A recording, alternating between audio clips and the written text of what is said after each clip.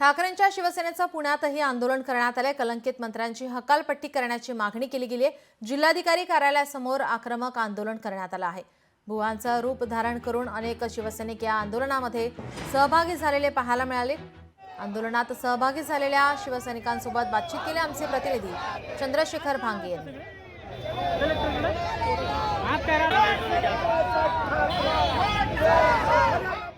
पुण्यात शिवसेना उद्धव बाळासाहेब ठाकरे गटाच्या वतीने आंदोलन करण्यात येत आहे। आपण बघू शकतो की या ठिकाणी शिवसेनेचे सगळे कार्यकर्ते आक्रमक झालेले आहेत आणि या पुण्याच्या जिल्हाधिकारी कार्यालयावरती आंदोलन सुरू आहे। आपण गायकवाडांशी बात करूयात। या ठिकाणी महाराष्ट्र सरकारमध्ये एखादा कृषी मंत्री विधानसभेत 3 पत्ते खेळतो, त्याला क्रीडा मंत्री पद देता।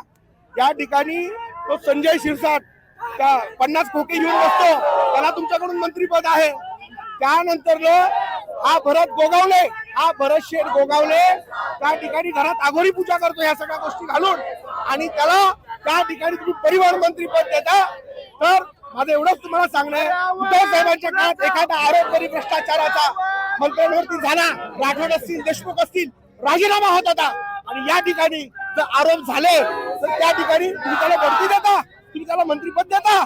आमची हीच मागणी आहे, सर्व मंत्र्यांचा देवेंद्र फडणवीसांनी लवकरात लवकर राजीनामा घ्यावा। या सगळ्या आघोरी पूजामुळे जे आहे सध्या वातावरण या ठिकाणी पण बघू शकतो मोठ्या प्रमाणात घोषणाबाजी सध्या सुरू आहे। लोकसभेतून चंद्रशेखर भांगे, पुणे।